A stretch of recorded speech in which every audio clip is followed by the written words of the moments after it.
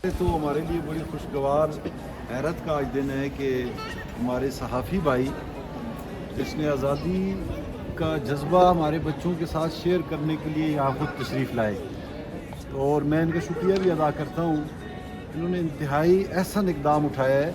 देखिए, आप जिस एज में हैं, आप सारे, आप लोगों को शायद अपने वतन की कदर इतनी ना हो जितनी उन लोगों को है जिन्होंने वो मसाइल देखे हैं, वो मुश्किलात फेस की हैं जब हमारा अपना वतन नहीं था।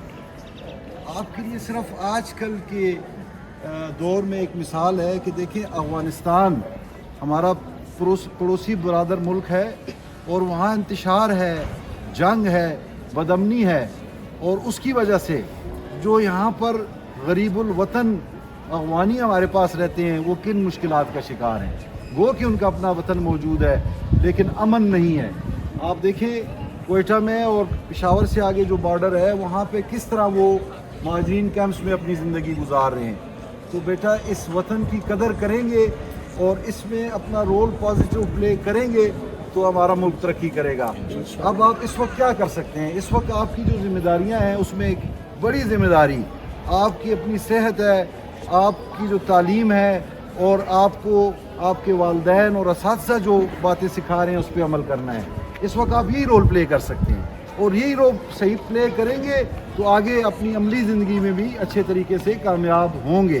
तो ये इनकी तरफ से मैसेज है। मैं फिर शुक्रिया अदा करता हूँ तमाम साफ़ी भाइयों का कि आज आए, और इन्होंने 14 अगस्त को जो छुट्टी मनाई जाती है वो इसलिए नहीं है कि आप घर पे बैठ के आराम करें, बल्कि जिस तरह उन्होंने कहा आज रात को तकरीब है, कल जो तकारीब होंगी उनमें शरीक हों, ताकि आपको पता चल सके कि खान लियाकत अली ख़ान कौन था और उसकी क्या कुर्बानियाँ हैं। वो नवाबज़ादा था, और जब वो वहाँ से तरक वतन होकर पाकिस्तान आया उसने अपनी सारी इमलाक वहीं छोड़ी और यहाँ आके वो मुफलिसी की ज़िंदगी गुजारता रहा। और जब उसको शहीद किया गया और जब उसकी शेरवानी उतारी गई तो उसके तन पे कमीज़ नहीं थी, फटी हुई बनियान थी।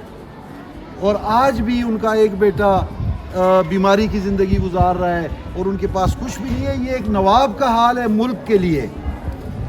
तो इस रोल को हमने पहचानना है। इसी तरह जितने हमारे बुज़ुर्ग गुजरे हैं जिन्होंने कुर्बानियाँ दी हैं, हमारी माएँ बहनें गुजरी हैं जिन्होंने कुर्बानियाँ दी हैं, उसको याद करना आज के दिन का मकसद है।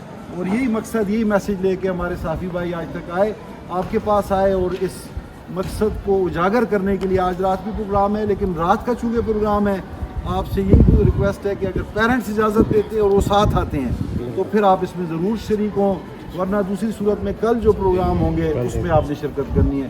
आप लोगों को सर बहुत बहुत शुक्रिया कि आप यहाँ पे तशरीफ़ लाए और इस खुशी के लम्हे में हमें अपने साथ शामिल किया।